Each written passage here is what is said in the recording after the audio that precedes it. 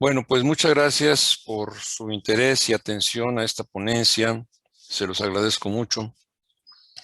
Asimismo, agradezco la hospitalidad de la Benemérita Sociedad de Geografía y Estadística del Estado de Jalisco y a la Universidad de Guadalajara por apoyar al Cuerpo Académico 712, que lleva a cabo el proyecto de investigación con vistas a la declaratoria del Hospital Viejo Fray Antonio Alcalde como Patrimonio del Estado de Jalisco.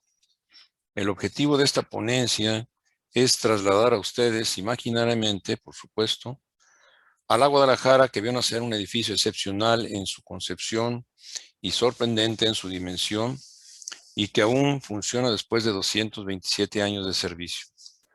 Quiero aclarar que no todas las imágenes que van a ver en la presentación se refieren a Guadalajara, pero casi todas corresponden a alguno de los dominios españoles en América y a la temporalidad estudiada. Entonces el tema es Guadalajara a mediados del siglo XVIII. Con la llegada al poder de Carlos III a España, comienzan a instrumentarse de manera más decisiva las reformas borbónicas iniciadas tímidamente a principios del siglo, especialmente en sus colonias de ultramar. Antes del establecimiento de las intendencias en 1786, la Nueva Galicia comprendió un extenso territorio que incluía los actuales estados de Jalisco, Colima, Aguascalientes, Zacatecas y parte de los estados de Sinaloa, Durango, Nuevo León y Tepic. Como capital del Reino de Nueva Galicia, Guadalajara en ese tiempo era sede de la Real Audiencia, Obispado, Caja Real y Comandancia General. Desde su fundación y después de 200 años, Guadalajara conservaba su importancia comercial, política y administrativa.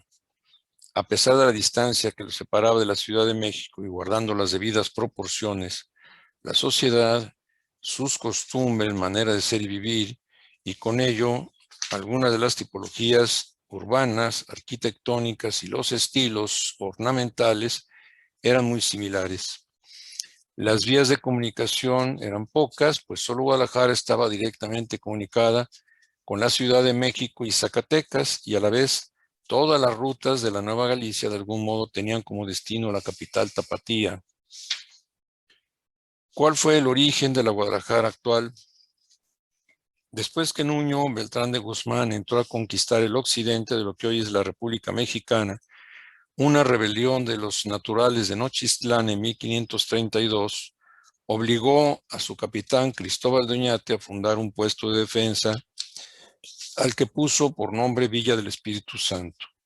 Esta sería la única y verdadera fundación de Guadalajara, pero por diversas razones hubo necesidad de trasladarla a Tonalá en 1533, después a Tlacotlán en 1535 y finalmente a Temajac en 1542. En esta última se encontró un paraje adecuado para una ciudad más bien pequeña, que tenía al sur el cruce del camino que iba a la Ciudad de México y el otro hacia Villa Purificación. Más al sur se encontraba el manantial donde nacía el arroyo de la ciudad. Al trazar el núcleo básico, se juntaron y prolongaron dichos caminos hasta la Plaza Mayor, continuándolos y reconectándolos de nuevo al camino que iba hacia Compostela y Culiacán. De esa manera, Guadalajara se convirtió en estación obligada de compra y venta, refresco, abasto de víveres, pertrechos, bestias de carga, etc. Los flujos de personas y mercancías por este cruce, cada vez más constantes y nutridos, definieron la vocación comercial de Guadalajara. Ahora, ¿cómo era la ciudad en 1741, que es el periodo que nosotros estamos estudiando? Ese mapa que ven ustedes ahí es de esa fecha precisamente. Nos muestra una ciudad que en su centro conservaba la traza fundacional en damero y en su periferia apenas comenzaba a deformarse. Influyó el emplazamiento de los conventos periféricos de San Francisco al sur, San Juan de Dios al oriente, el Carmen hacia el poniente y Santo Domingo al norte. Estas instituciones siempre polarizaron la urbanización y orientaron el crecimiento urbano de la ciudad. Los límites aproximados de la mancha edificada terminaban en la calle actual de Garibaldi, al norte, al sur la calle de Ferrocarril, al oriente el río San Juan de Dios y al poniente la calle de Puebla. ¿Quién definía el crecimiento de la ciudad? ¿Quién lo dirigía? El ordenamiento del crecimiento urbano y la edificación fue responsabilidad del ayuntamiento.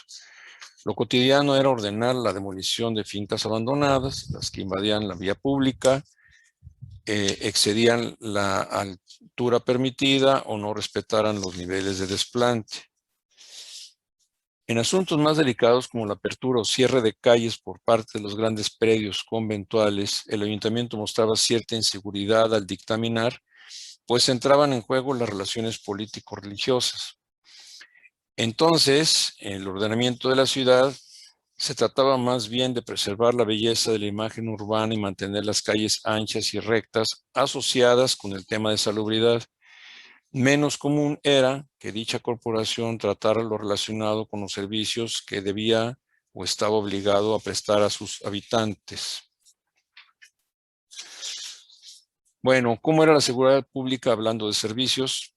Se tenía un plan que contemplaba un mayor conocimiento de los vecinos y estrecha vigilancia de los forasteros, para lo cual proponía establecer 7 o 9 cuarteles con un comisionado o alcalde por cada uno de ellos, que debía fungir como vigilante, investigador, inspector de obras públicas y privadas y de salubridad, todos a la vez. ¿Existía el alumbrado público? Pues no. La ciudad no gozaba de este servicio, así es que imaginemos a un pueblo habituado a programar sus actividades nocturnas de acuerdo a las fases lunares eventualmente a la escasa y débil iluminación que se proyectaba desde el interior de las casas hacia la calle. Y por eso es que le estoy mostrando aquí un almanaque de la época donde todo el calendario pues dependía de las fases lunares. Sin luz lunar, los trayectos en tinieblas estaban plagados de riesgos, de tal manera que el ayuntamiento prohibió rejas y portadas demasiado proyectadas hacia el exterior del paramento y las grandes piedras o troncos fijos por fuera del zaguán utilizadas comúnmente como bancos durante las amenas pláticas, vespertinas de los vecinos. Esta es la Casa Cañedo a espaldas de la catedral, donde un acercamiento nos permite ver la invasión del espacio público de esa portada enorme. En este caso, bueno, ya había una banqueta, pero anteriormente, bueno, lo que invadían era parte de la calle. Bien, ¿en qué consistía la limpieza de la ciudad como servicio también? Pues era muy deficiente. La prestación de ese servicio tenía que ver con el tipo de desechos que el ayuntamiento debía retirar. Recordemos que en ese tiempo la materia fecal humana terminaba en la calle mezclada con basura doméstica y animales muertos. Esa combinación hacía que su manejo a mano fuera una tarea insufrible y riesgosa.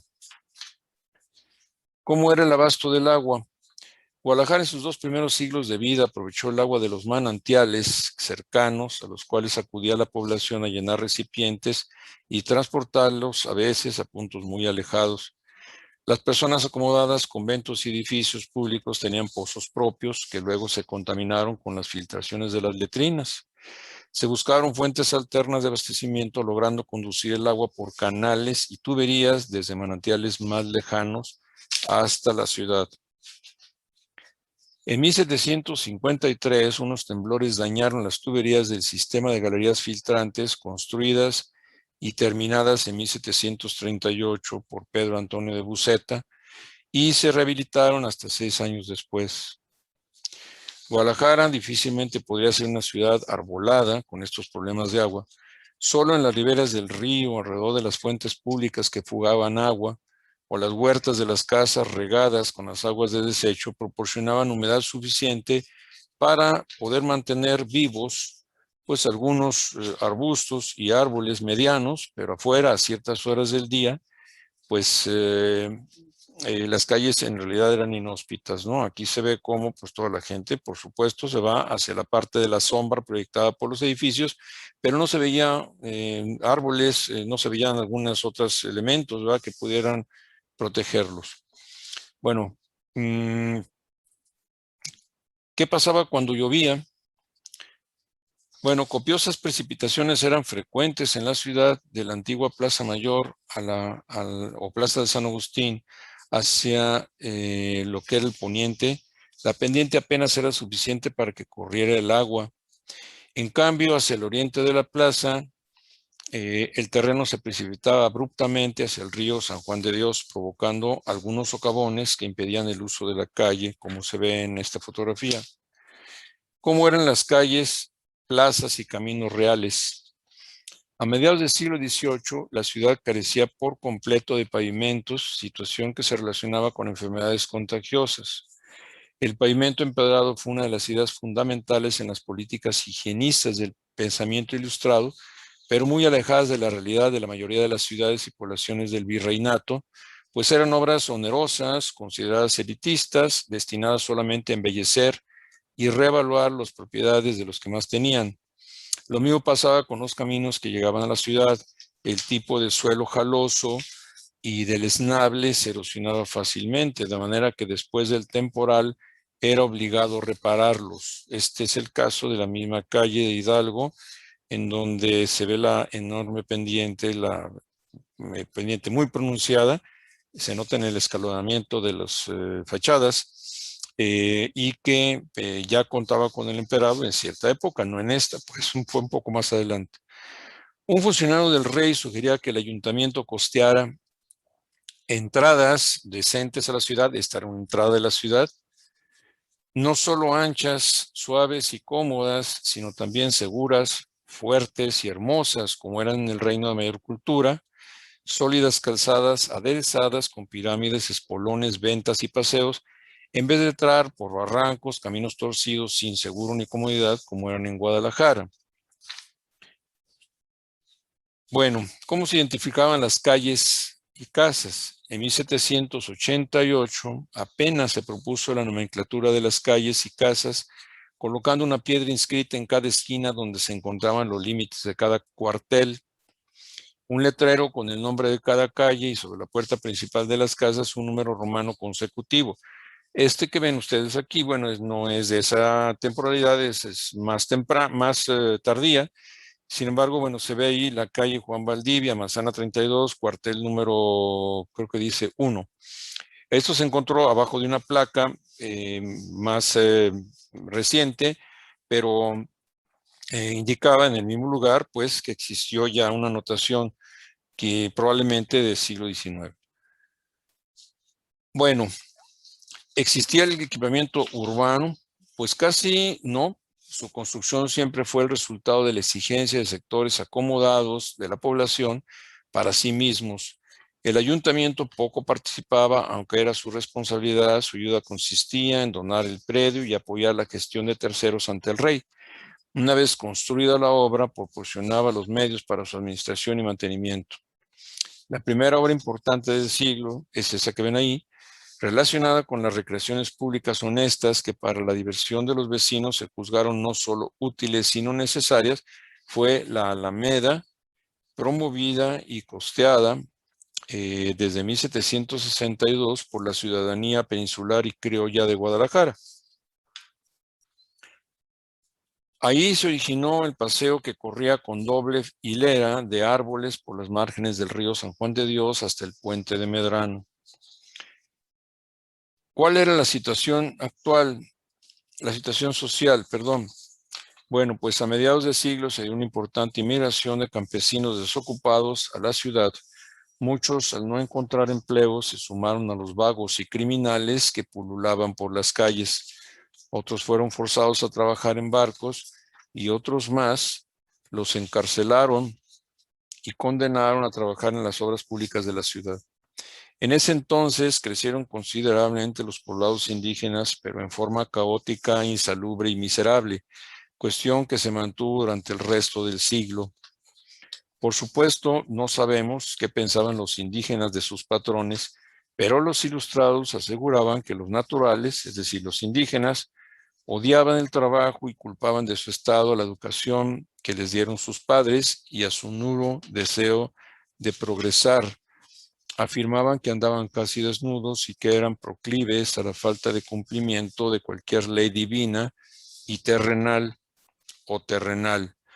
Refiriéndose a las mismas castas y reconociendo que la ciudad era muy extensa, decían que por su temperamento no les gustaba fatigarse recorriendo a pie las calles y que por ello faltaban o llegaban tarde a su trabajo. ¿Cuáles eran las obras públicas? Pues la ciudad estaba destinada casi exclusivamente a propietarios españoles y criollos, y las obras públicas también.